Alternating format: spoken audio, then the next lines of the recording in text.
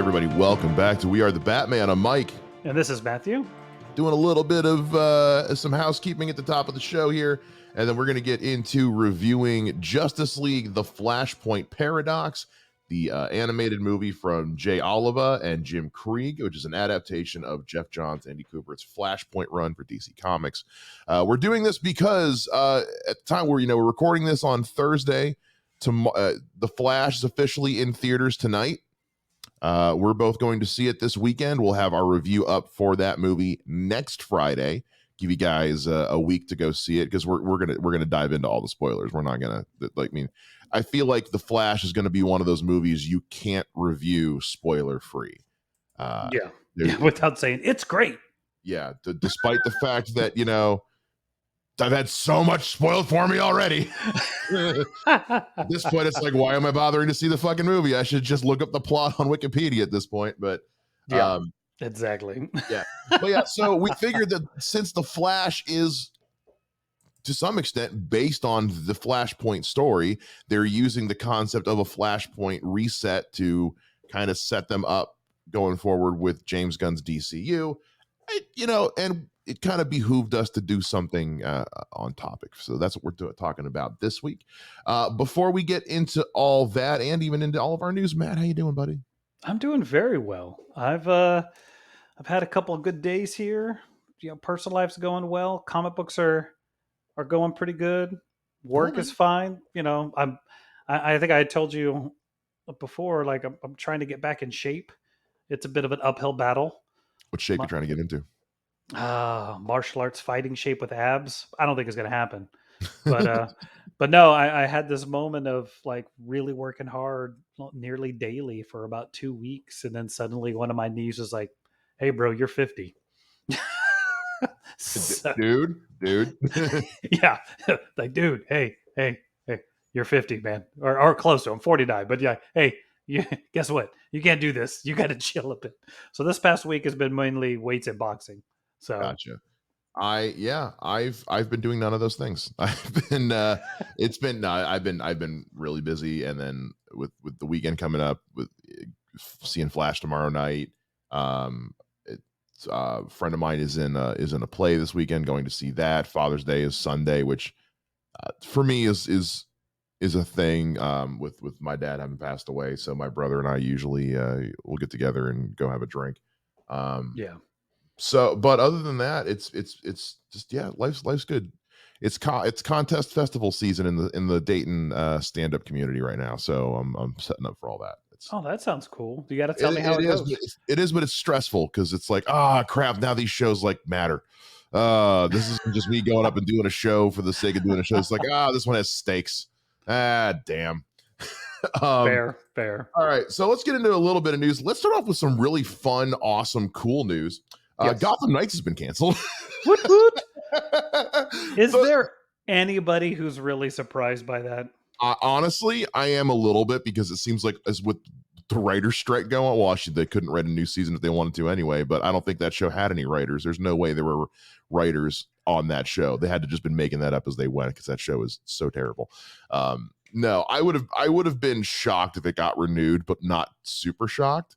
I kind of figured it was going to get canceled, but I mean, Titans went for 4 seasons, so who's to say what would happen? Yeah. But I mean, I'm not usually one to like cheer for a project getting axed, because I mean, that sucks no matter who you are. Gotham Knights is one of the worst, not just worst comic book properties, worst television shows I have ever seen. And I only watched the first episode, and it was hard to get through that. And from everything I've read and heard is that it does not get any better. I looked up the plot synopsis for the most recent episode, and I sent you that screenshot of it. That ridiculous. And I was like, well, this is the kind of shit they're putting out. No wonder the show's getting canceled. So I'm good. But Superman and Lois has been renewed for another season, which I still haven't watched that show. People love that show. Yes. You've watched it, haven't you? I've watched I've watched scenes here and there. My problem is I can't get past, I think I watched parts of the first episode, and this is the time when Jupiter Legacy had come out, and one of the other properties, and like one of his kids is just one of these like whiny, cryy, like teenage kids, and I was just like, Mm, I don't want to watch this show. Like, gotcha. and I think like I can't say if it's good or bad. Like Tyler Hoechlin, everything I've seen him as Superman, He's a he's good freaking Superman. amazing, He's a so really freaking amazing. good Superman. I just like this is one of those, you know, not to bring up bad blood, but it's like Logan. Like it could be the coolest movie ever. It's not the movie I wanted to see. Lois and Clark is not the show I want to see about Superman. So I just haven't watched it. I have a weird. I think I told you I have a weird soft spot for Lois and Clark. I think it's because it was on like in its prime when I was growing up, and like it had enough of the evening rom-com drama for my mom, but enough of the superhero DC stuff for young me. So it kind Yeah. of was something we could watch together. I'm sorry, I Um misspoke. That show was great for what it was. Superman and oh, you Lois is the turned oh one. gotcha, Is gotcha, what I'm gotcha. sorry. I was about to say, excuse me? No, no. Lois and There, Clark is fantastic. yeah. No, it's one of those Superman and Lois hit TV when I had jumped ship on the CW Arrowverse. So for me, it was kind of like I'm not interested in a new show. I'm good. I had tapped out. But Yeah. everything I've heard is that it's delightful. So maybe at some point, maybe when it's done, I'll go do a binge. But there's enough other stuff to watch right now. Yeah. But speaking of, we're talking about cancellations and renewals. We speculated about this last week, but now it's been official. The Penguin, along with other shows like Daredevil Born Again, productions have been halted during the WGA strike. Now, we weren't sure about this because we weren't sure where they were at in the production process, especially For with Matt Penguin. Reeves being Yeah. down at the picket lines. So, and we knew the Penguin wasn't coming out till like next spring anyway, on Max. So, but I guess they weren't as far along in production as we thought. If the strike is halting that. Well, and also that's also one of those things of like have they just not been filming this whole time and Mhm. then hoping that the strike would not last as long as it is, and now that it's lasting as long as it is, they're like, all right, we just have to pause everything. Yeah, That's where you and I've discussed we're not in the industry, so we don't know what this does on a set to set basis. yeah. But yeah, I mean, we're gonna see this across the board. No, because Marvel delayed and moved stuff back, it doesn't mean Marvel's bad. It means No, oh my god. everybody in the industry is dealing with the Yeah. WGA strike. I saw so many of those posts because it was announced a couple days ago that a ton of Marvel projects have had their release dates bumped. Yeah. And everyone's immediately going, "Oh, they're bumping and rearranging because they don't know what they're doing anymore, and it's all bad." It's like, no, there's a freaking strike going on right now. When they like last week, week before, when they announced that the Batman Part 2 had been delayed, and no report has been given yet. Why? There's a strike, Yeah. and SAG-AFTRA and SAG-AFTRA voted to put a strike on the table. I'm so tired of talking about the strike on this show, but it keeps coming up. So anyway, so the Penguin production has been delayed. The release date, which I don't even think was ever actually confirmed, it just said coming No. 2024. So nothing more on that, but the production, which I thought they were further into it than they were, but I guess not. So Well, and that's where again, I don't know well, technically clearly they're where not out of WGA. clearly they're Yeah. not out of the filming process. Correct. If they Yes. were done filming, this wouldn't be an issue. Clearly, they're not done with the filming process. So Yeah. there that is. So that, and then Wait, are we we bringing it back? Are we bringing back the I gun think we're show? bringing it back, but first I got to see if we got our tickets. Do we have our tickets, Matt? Let's see. Let me see. I've been hitting it. Is You hit the that a gym again? ticket? We got our tickets to the gun show, everybody. Kinda, It's a kinda. potato. There's a little. It's a potato. A little potato Um, going. we got kind of a return to the gun show, which if you guys don't know, if you're this first time listening, the gun show is a segment we were doing pretty regularly where we did a deep dive into James Gunn's Twitter because he was just out there confirming and denying all kinds of stuff on Twitter. And it was great. It was a great place for news and updates. He has since scaled that back mostly because he was just like, it's driving me crazy. But also he's very busy finishing the promotional tour for Guardians of the Galaxy Volume 3, and he's got to get to work on DC stuff. So, like Superman. But he appeared this past week. Well, we don't know when the episode was recorded, but it was Michael Rosenbaum's podcast, Inside of You. Fantastic podcast title, by the way, just incredible. He, did an interview with James Gunn because they're old friends. It's like a 90-minute episode interview, and it's a very good interview. I'm on the record. I'm not the biggest fan of his podcast just because I think he's a crappy interviewer, but these are guys who've known each other a long time and have worked together a couple times, and it's a very good interview. And James Gunn gets into some stuff. What are some of the stuff we both listened to it? So what are some of the things you took away from this? I think it was probably the same as me, but what were some of the things you took away from this? I mean, I think this is the second time he's been on the show, if memory serves correctly. So there was some of the he said on the show it was the first time he'd been on there. Was it? I thought it was the second. Anyway, no, I thought like cool dude. Like that's ultimately as far as like the man himself.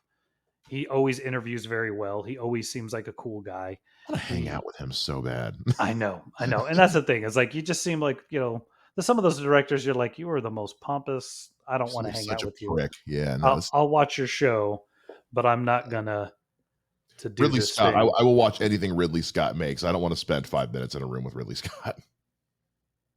Yeah, exactly. Like, no, I don't want to talk to him. Yeah, he seems like a fun guy to just hang out with, and like he's sitting there talking about being a punk rock fan, like they were talking about Sex Pistols, and I was like, I want to be a part of this conversation right now. Yeah. But yeah, so overall demeanor, James Gunn just seems like a cool dude. As far, I'll tell you what, I loved the part where he talks about being a storyteller first. Yes, because we're always, you and I talk all the time. We're both big story guys. If the story's good, I'm in. And for someone who's the head of the new DC studios and establishing the DCU, that gives me, there were a lot of things that came up in this interview that give me, I hate to say renewed faith because it makes it like I lost faith, but it just kind of gives a shot of adrenaline into the faith that I have in James Gunn as far as running things over with DC. No, there was, as far as that's concerned, right there with you. Like, he's a storyteller. Hearing him bad talk, but not specifically bad talk, but we both know what he's bad talking about, films that are just getting too repetitive. Mm-hmm. It was very interesting because I feel like you don't say that constructive criticism. Yeah, you don't say that kind of thing and then just go do that thing. Yeah. So it makes me look forward to, like, what is Superman Legacy going to be? What are some of these other things? But I think I took some notes as a few things that, like, talking points I really wanted to bring up. If you're up for me doing that, let's do it, because I'm wondering if it's the same things I pulled from it as well. Yeah, I think there's like 3 or 4 things he mentioned. Number one, which I don't think surprises either one of us, is that he said Peacemaker. Well, he's going to do Peacemaker after he finishes Superman Legacy, which is something that we had talked about. He confirmed that on Twitter ages ago, where somebody was like, oh, so no more Peacemaker. He's like, well, we're starting on that after Superman. Yeah, so he's like Waller's first, which I'm guessing is either being done by somebody else while he's doing Superman, and then Peacemaker will be there. He said that involves Team Peacemaker, so it sounds to me like it's Peacemaker season like 1.5 or something. Correct. So, and then we've got, let's see. He mentioned, I thought it was interesting that he was talking about DC and talking about the different cities that are in DC. Mm-hmm. And I don't think I've ever heard somebody list Bloodhaven when they're listing the cities in the DC universe. Bloodhaven's not a city you list arbitrarily. Yeah. Unless you've got it on the brain. If you're not reading Nightwing, you have no idea what Bloodhaven is. So that, to me, looking at you, Titans. Yeah. That means, in my opinion, that Damian Wayne is not going to be the first Robin. Yeah. And that, because honestly, it'd be insane if he was. Yeah. It'd be really insane. Now, I don't know how many others, if you combined them, you do like with the Batman animated series where Jason Todd and Tim Drake were kind of meshed into one, which was fine. Yeah, because it's hard to do Jason Todd on a Saturday morning cartoon. in the 90s. That's a hard sell. Yeah. You'd have to get really creative with how you write that. Yeah, he's mentioned the Bat family in his initial announcement video, and then to drop Bloodhaven. It really lends itself to, like, you've got to have something planned for Dick Grayson Nightwing, because, and we've said it several times on this show, the fact that it's 2023 and that outside of Titans, Nightwing has not existed in any form live action No. is nuts. And I am 1,000% not counting Batman and Robin, because he's not Nightwing. He's got Nightwing's costume. He's called Kind Robin. of. Kind of. Kind of. He's got, yeah. He's got So the emblem design on. kind of, yeah. It was cool. Don't get me wrong, it was cool. But so that is one of those, like, you're not dropping that if you don't have that on the brain. And the only reason, now granted, he could also just be a huge fucking super fan of Dick Grayson, like most intelligent people are, because why Yeah. wouldn't you be? But yeah, that was telling without being too telling. Because here's what I'll say about James Gunn: this man is so good at playing stuff close to the chest. Yes. Because there were plenty of times Michael Rosenbaum asked a question about something with Superman or DC, and James Gunn was like, "I never said anything about that. Yeah. I never said that was happening." Yeah. No, he knows how to play the game, which I thought Yes, was he does. really and I don't think Rosenbaum was like pushing it too far, No. but he was like, you could tell he was like, "Are you gonna? No, okay, Yeah. right. Let's talk about something else." Yeah. Like, he wasn't trying to trick him into anything. No. He wasn't doing what they did to poor Tom Holland. Oh, because they knew they could get something out of him, so they stuck him with Benedict Cumberbatch in every interview, so you could be like, "I got that question." Tom, shut up, Yeah. Tom. Yeah, And then you got to get somebody hired to sit on Mark Ruffalo too. Like, Mark, your phone's on. Mark, your phone's on. Yeah. The one that really excited me the most, Yeah, was when he brought up reading Alan Moore's run on Wildcats. yeah. That is a deep, sweaty cut. Uh-huh. Now, Uh-huh. I'm not the biggest fan of part of that run. Fair.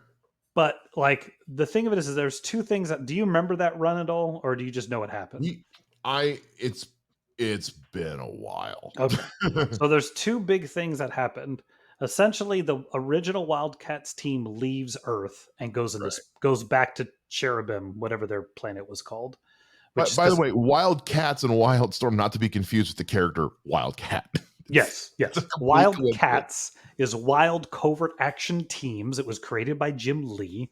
Yeah. It was a team of superheroes. Grifter comes from that team, who I think is the only character who's done anything outside of that team book. Yeah. And then, so they're all most of them are half breeds and or aliens from a different planet. So in the storyline, they go back. What they do with what they are, I thought was moderately silly. Mm-hmm. But what excited me more was that half the comic is the tale of the original team in space. The other half of the comic is their replacement team. Mm-hmm. And they introduced Tao, Savant, who had already been in the series, as part of the team. Mr. Majestic, who is basically Superman, is part of the team. I can't remember what the robot chick was. And Grifter's brother, something, Max Cash, who kind of like becomes like a replacement Grifter. That storyline was really interesting. But either way, the fact that he talks about reading it, and the question is asked, like, are you reading it as work or as a fan? And he talks like, well, I read a lot of this stuff, and he never confirms or denies what he's reading it for, and that ultimately it's both. But just the idea that, he's doing the Authority. Wildcats has to be on his radar, even if it's just him trying to figure out what he's going to do with Grifter. I just thought it was really, really cool. Yeah, because we're going to talk about this more here in a little bit, but Flashpoint is on the brain right now, because that's what the inspiration for the Flash movie is. In the comic of Flashpoint, the Flashpoint folded in three things. It folded in DC, it folded in Vertigo, and it folded in Wildstorm, all into one universe to create the New 52. And Milestone. Well, yes. I think. Are you sure? I don't remember Milestone about it. You know what? I think you're right.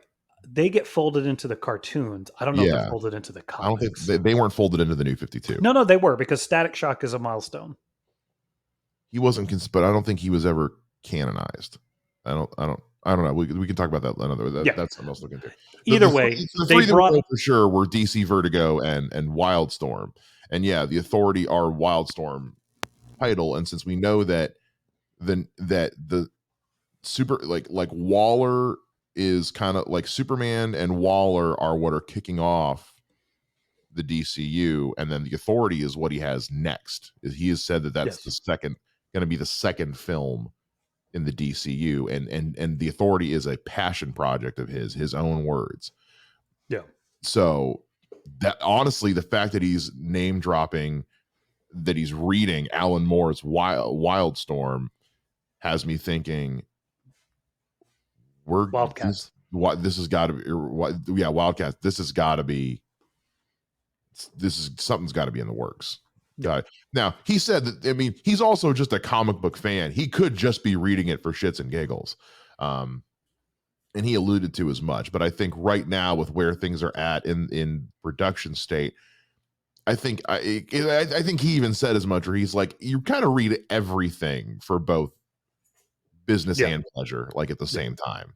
He's a comic book fan, and there's nothing wrong with that. But I mean, like we've said before, the fact that the Authority is being done in some, I don't know if he confirmed if it was live action or animated. Yeah, he said live action. Okay, just means like anything's on the table of the Wildstorm stuff. We're getting the Authority and Creature Commandos. Like that is again, anything is on the table. Yeah. We could talk about the interview. We could do a whole episode just about this interview. It's a fantastic interview over on Michael Rosenbaum's Inside of You podcast. Honestly, if you guys want more, go check it out. It's like 90 minutes. You can watch it on the full thing on YouTube. You can listen to it on any podcast app. It is an excellent interview, and there's a lot to glean from it. There's also just a lot to enjoy. It's just it's if you come out of that interview and you are not confident in James Gunn heading up DC, then just check out. Then I don't ever want to hear. Then there's no hope for you. Yeah, I don't know what else it's going to take. I honest to God, there are some people who are still just like sitting there with their flag in the ground and refuse to get on board. I'm like, I don't know what else it's going to take. I don't know what else. You're a lost cause at this point. Yeah. Don't watch any DC movies going forward. Go do something else. I don't know what to tell you. So go check that out if you guys can. We'll put a link to it in the description of this episode. Yeah. So go check that. Listen to it. All right. With that being said, let's kick it in and let's do Justice League: The Flashpoint Paradox. All right, so Justice League: The Flashpoint Paradox was directed by Jay Oliva, who is doing all the DC animated stuff at this point, and written by Tim Krieg. It's an adaptation of the 2011 comic book crossover Flashpoint from Jeff Johns, Andy Kubert. Talk about a fast turnaround, because Flashpoint happens in 2011. Yeah. So they turned that around quick. Not in a similar way that the Flashpoint comic run served as sort of a reboot for the DC comics, the Flashpoint Paradox served as a reboot for their DC animated film slate, because after this is when we get Justice League War, which kind of takes us into this sort of linear New 52 adaptation series of DC animated movies, which were more good than bad. Really? Depends on which one you watch. But they were more good. They were more good than bad. They hit more than they missed. We've talked about so many of those. So Flashpoint Paradox was kind of because up until this point they were all kind of disjointed. There was a little bit of linear here and there, but for the most part, you really didn't know until you watched it. This was I watched this one, I think, when it came out. I just got out of college. I was working at Walmart, so we got all these DVDs. When they would come in, I would go pick them up and go watch them. And at the time, there wasn't much going on with DC films. I mean, this is the same year that Man of Steel comes out, and that's it. Yeah, like BVS isn't on anyone's radar at this point. So because this comes out July 2013. So it was right after Man of Steel came out, because Man of Steel came out in May. I remember because I had just started working at Walmart, and they did a promotion thing where they gave everybody free tickets to go, but I started the week after, so I didn't get the free tickets. I was mad. Oh, Not that's not happy. I cool. was not a happy boy, because I go to my first staff meeting, and they're asking all the little old ladies working at the deli, who went and saw the movie last night. Oh, we did. It was so good. And I'm like, I hate all of you. I hate all of you so much. Um, all right. So we talked a little bit about this off the mic too. So I think we're just gonna jump straight into it. Like, I'm not gonna beat around the bush too much with this one. Um, I I like this one more than I dislike it. I think most of my issues with it, I think you and I actually have similar issues with it, but most of my issues with it just come from when you're writing time travel. Um, you got to be careful what you do and don't mess with, and if you're gonna have rules, better make them make sense. Yeah. Um, so let's kind of get into that first, because you know me, I like to end on the happy stuff. So um, right off the bat, the ripple effect time travel thing, sure, What did okay. it? Yeah, when you go back in time and change one thing, it's a sonic boom that causes a ripple effect. Which, Okay, well, I get that we're talking about supernatural speed force time travel, not Back to the Future, but just the idea that Barry Allen saving his mom years after Superman's ship would have crash landed, years after Batman's parents would have been attacked in the alley, somehow Barry saving his mom changes all these things that would have already happened. Ripple effect. Okay, I guess. I mean, this Sure. is where you want to get into like a friend of mine, Brett, would get very happy. Like you're thinking of time linearly. Time is a spiral. That sonic boom doesn't just affect the moment; it affects the spiral.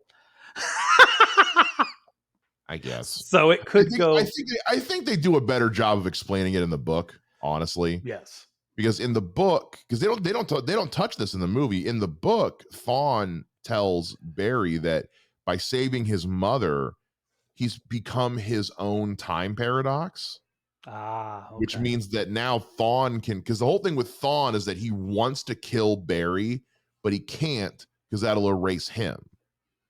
Yeah. So that's why his life has been spent just making Flash's life miserable. He's like, I can't kill you, but I can make you suffer. By turning himself into his own time paradox, Thawne in the comics tells him, now I can kill you and it won't matter because you're a paradox. You've created this time Yeah. issue. Now I can kill you and it doesn't matter. Um, they don't touch on that in the movie. It's just you Yeah. did a bad thing, Barry, and whatever. Um, but I'm like you, like the ripple effect thing has never 100% sat right with me. Well, I don't mind the ripple effect if the ripple effect changes things, not Yeah, people. I think that was what I said is like I don't believe that that sonic boom completely alters the personalities of Aquaman and Wonder Woman. Like that's what I don't yeah. get The is Aquaman Wonder Woman stuff is I think the hardest to digest, both in the book and in the movie. yeah. Now, what I said is that if the ripple effect somehow caused Arthur Curry to never return to Atlantis and Ocean Master is now the lord of Atlantis, and he and Wonder Woman have that thing because That that makes more I'm aware sense. of. I don't know if they've ever quote unquote met and I interacted besides I battles. can't think of any time and there could be a run that I totally missed. I don't ever remember reading a run where Aquaman and Wonder Woman were a thing. So I that's know they where, didn't like each other because they were Atlanteans and Amazons, but yeah. So that's where, to me, like that would have been more fascinating. That yeah. Aquaman is somehow not involved in this, or is the the thing they have to get to help them because there's no Superman. You know, Mhm. bring that in. I think that's where the knowledge that Barry has would be more fascinating. Of like, wait, well, if Superman's not here, Aquaman might be here. Let's go find this guy. And he's just living in this lighthouse, having never adventured. So that's where I go. Like, there's so many different, Yeah. to me, What more interesting storylines you can take. Like I was trying because I was thinking about this, and it was like, Gods and Monsters did a really cool thing about these little things altered a little bit, Yeah. but never like in Gods and Monsters, Wonder Woman's not around. Bruce Wayne's not around. Mhm. They could still be out there doing their thing. It's just never addressed. Yeah, Bruce Wayne's just not Batman. Yeah, It's it's Man Bat, yeah, Kurt Langstrom. Langston. But that doesn't mean Bruce Wayne's parents didn't get killed and he's not a vigilante in some other fashion. Mhm. It doesn't mean Wonder Woman isn't out there somewhere. That's where, to me, like this, I would have liked this. It just seemed to be like someone was like, let's do this story. So this happens. And then because that's happening, you can just make everything totally horrible because there's Mhm. no repercussions of what you're doing. It's Yeah. like that horrible Justice League War, Dark Apocalypse War, Oh, the whatever. Apocalypse War? Oh, that was bad. Yeah, where That it's was just like bad. you guys didn't lean into the things you could have, especially if you were just going to erase it anyway. Yeah. Um, but It's no, just so I gross. think that was my biggest problem as far as story is like that aspect. Like once you bought into it, it's a fantastic adaptation of the comic. It's And like some it like the accuracy of adaptation is like 98%. Like the things they change are so inconsequential that it doesn't really yeah, or just gloss over. There are some like I made some notes while I was watching it where I was like, I kind of wish we spend more time just like building the world out a bit yeah, because it's like we gloss over the fact that Martha Wayne is the Joker. And yeah, it's not a huge point in the comics, but I would have liked to have lived in that a little bit more. Talked about like the fact that Thomas Wayne's casinos are run by Oswald Cobblepot. Like that's yeah. cool as, I'd like to get more into that kind of thing. Well, because I think in the comic, he actually goes to the Joker and says, should I do this? Because if I Yeah. do this, it does this. And Yeah. she almost is like, yeah, go do it. It saves our son or something like that. I mean, I haven't It's not read. a huge thing. Like you don't need it to be in the movie because again, this is an animated movie. We got 90 minutes. We got Yeah. we got got to trim the fat to the point, a little bit. Do But we like, though? yeah, like as far as an adaptation goes, man, they nailed. I mean, it's pretty impressive, honestly, how well they Yeah. adapted this thing. Yeah, it kind of like what you're saying, like the stuff, and I know it seems, and that's kind of why it's like if we're talking about the book and the movie at the same time because it's that good of an adaptation. It's kind of hard to talk about one and not the other because like one of the things they changed to give you an idea of how inconsequential it is in the movie, Wonder Woman Shazam or Captain Thunder as he's called in this and kills the kids herself. In the book, it's not her. It's another Amazon. He gets killed, I think, by Persephone. It's like True. little things like that are Yeah. what get changed. Who cares? Like that's Yeah. that's not a big deal. Um, and I think like the president. I mean, obviously, I think the president. Well, no, would have been the same president. I can't remember if they show the president in the book or not, but in the movie, it's Obama because that's who was president at the time. Uh, and Fair. well, and also because you've got what's his name, uh, um, doing the voice, Kevin Michael Richardson, who does Obama voiceover in all kinds of animated stuff. Yeah. It's what he does. Well, speaking of voice cast, like the voice cast in this thing is stacked. Oh yeah. So I'm going to go through some of these right now. So Justin Chambers, who's from Grey's Anatomy, plays Barry Allen. C. Thomas Howell, Pony Boy from The Outsiders, is Thawne. Kevin Mhm. Conroy's back as Batman. Kevin McKidd, who is also from Grey's Anatomy, plays Thomas Wayne. Michael B. Jordan, yes, that Michael B. Jordan is Cyborg. D. Bradley Baker, as always, is in here as a couple of characters, including Etrigan and Top. Um, Steve Blum is Lex Luthor. Sam Daly, Tim Daly's son, is Clark Kent, Kal-El Superman. Dana Delaney comes back as Lois Lane. Carrie Elwes Yes. from The Princess Bride is Aquaman. Nathan Fillion's back as Green Lantern. Gray Delisle is in there as a couple characters, including Martha Wayne. Jennifer Hale is in there as a few characters. Danny Houston, who is we all know from like X-Men Origins Wolverine and Wonder Woman and other. He plays General Lane. Danny Jacobs is Peter Jessup is in this thing. Vanessa Marshall's in this thing. Ron Perlman is Deathstroke. Kevin Michael Richardson is in there. I mean, it is a stacked voice cast. Well, and not only is it Ooh, stacked, is it's bringing people back from like Dana Delaney was Lois Lane in the Superman show. yeah, Ron Perlman played Slade because they couldn't call him Deathstroke in the Teen and Titans Teen cartoon. Titans, yeah. So the fact that they let these people come back in this weird kind of cross universe thing, I thought was fantastic. Was very good. It was very good. And it was just a way because of what Flashpoint is. It's a great way to just acknowledge the multiverse that is the voice acting industry of the who's who of it. Yeah, Um, the animation in this movie is weird. The animation in this movie is a little weird. It's anime styling, but it's not it's got that kind of Rob Liefeld body dimensions where like I sent you a picture of my TV. Like Aquaman's head is tiny and his shoulders are just huge. yeah. It's not my favorite style of animation. Uh, It's weird because they usually try to stick with the style of the artist on the comic.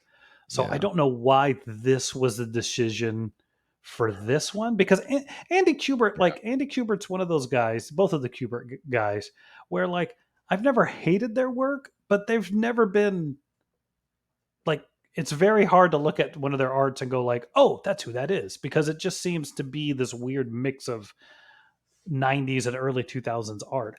Not that again, I'm not trying to knock it. I'm just saying like yeah. maybe they just didn't want to do the standard thing. They wanted to do whatever, but that was my only like I feel like the book wasn't this odd looking or this stylized It, as this it thing wasn't. is. They didn't recreate the art of the book in any way, shape, or form. This is just kind of the style they were using for their animated movies at the time. Yeah. And so to kind of keep it on brand because it changes because the next one's Justice League War, the New 52 book stories. They change it to be more Jim like Lee. like you said, like in line with what the book looked like. So um I think this was just kind of there. This is the animation team we have right now. This is the style we've been going with. Again, this is a reboot, so we'll change it in the next one. Yeah. I get it. I'm just not a fan of it. Um, I have other little nitpicks, like in the beginning when he first wakes up in the new timeline, he doesn't have his ring, and then suddenly he has it when he's in the Batcave. Because they make a whole point where he's running and he goes to use his ring and he's like, "Huh, where is it?" And that's what makes him fall down the stairs. And then Yeah. when he's in the Batcave and he gets punched and his ring falls out, he's like, "Oh, my ring! Let me show you." I was like, "You didn't have that 20 minutes ago. It was a whole thing." Yeah, I think Flashpoint really is a very good adaptation of the comic. Though I'm not the biggest fan of the comic, I can't knock how well of a job or good a job they did. Kind of like very rarely do they do these direct to DVD movies and they are the book. It's usually like they inspire from the book and then it just goes bananas. So Yeah, I really like that. Again, we kind of mentioned, don't know if I like the style that they animated in, but the voice cast is stellar. And look, if this gave us the Thomas Wayne Batman, that's the yeah, coolest thing that ever happened. yeah. My biggest my I want to say biggest gripe, but the one thing that I always go like is if you notice at the end of the movie, they're wearing their new 52 outfits. Hmm. So even though he quote unquote fixed it, he didn't fix it because everything's still different. Which is again what happened. But again, this is not in the movie, but it's in the comic. In the my cat just knocked something the hell over. Would you stop? Jesus fucking Christ on a crutch. She Cat's just gonna, jump. it's gonna be the fucking death of me, I swear.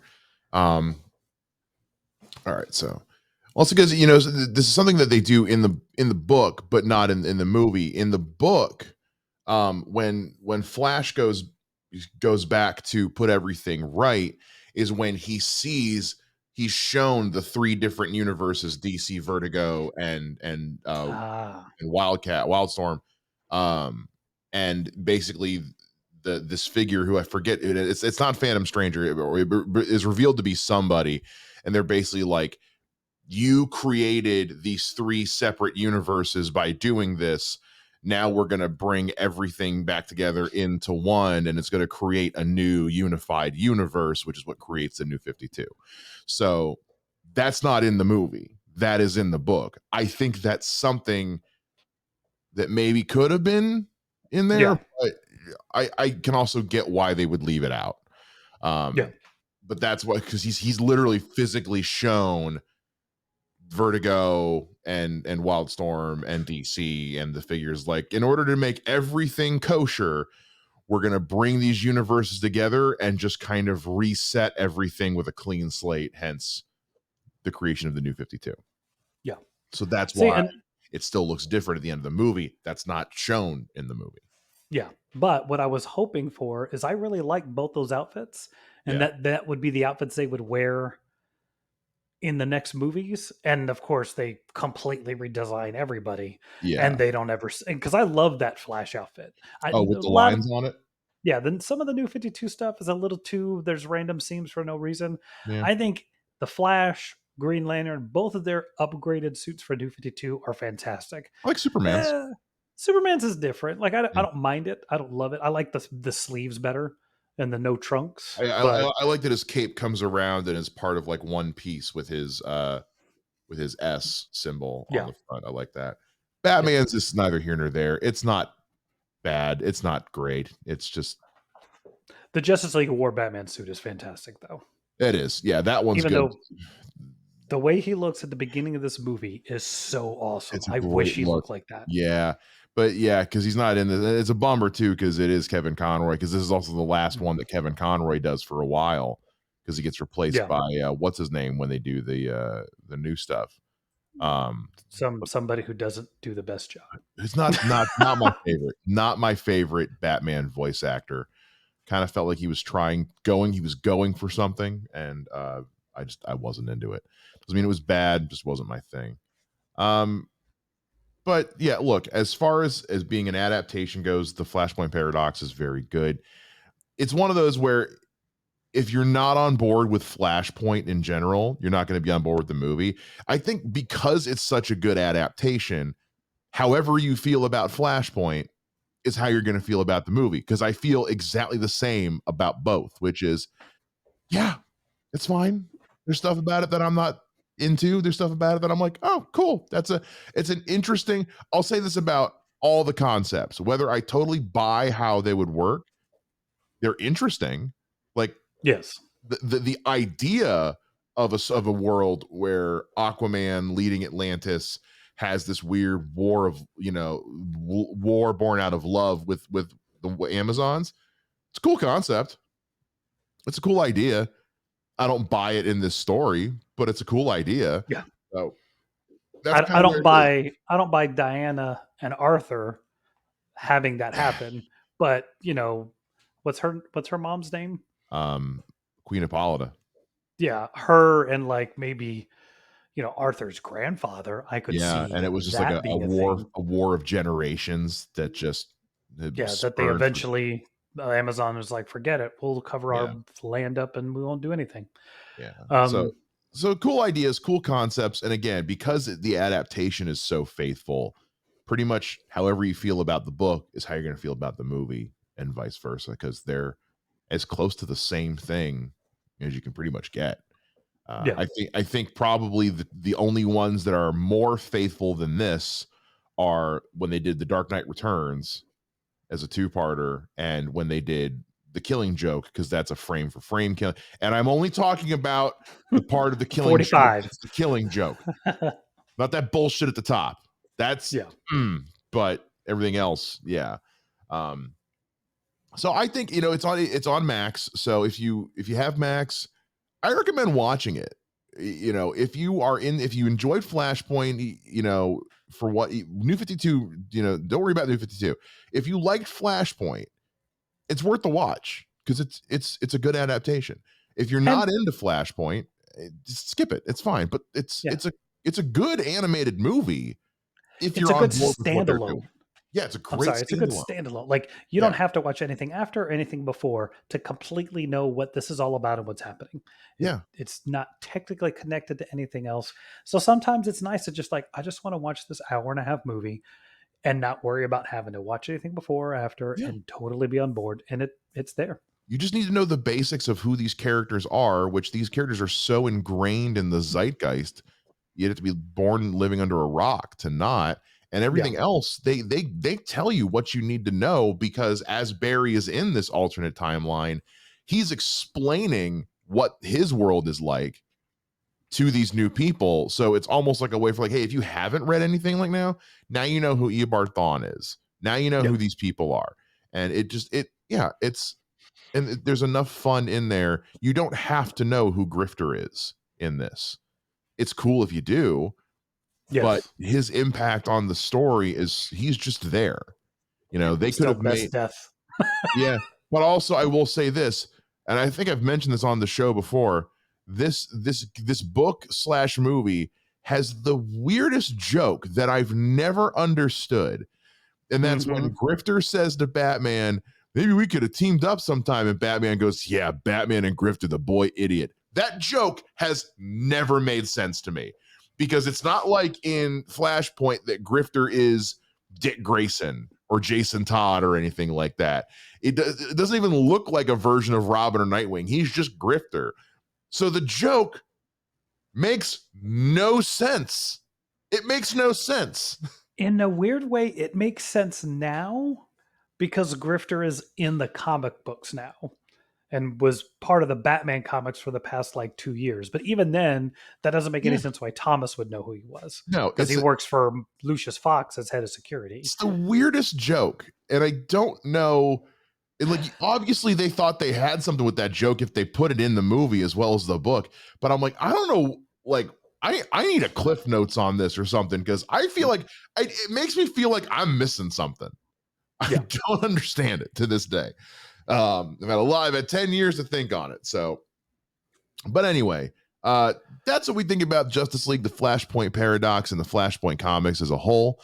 Again, we're doing this in honor of the fact that the Flash is coming out this weekend. We will have our review for that up next week. All the spoilers going into it. So, listen, right now, while as the day you're listening to this, if you have not seen the Flash yet, stay off the internet. Just stay off the internet. Stay out of public. Just stay in your house. Don't leave your house. Turn everything off, because Twitter and Reddit alone are already so full of people just spoiling shit left and right. Facebook too. Facebook people are posting on Reddit like video, like cell phone recordings of scenes from the movie, and mislabeling them on purpose to trick people into watching them. So I haven't had anything new spoiled for me yet, but I'm just, look, I've got a day. I got a day till I see this movie. I'm just staying off of everything. If you're listening to this well after the fact, well, then there you go. But at the time that we're recording this, it's June 15th. The movie comes out. I mean, it's out now technically, I guess, but oof.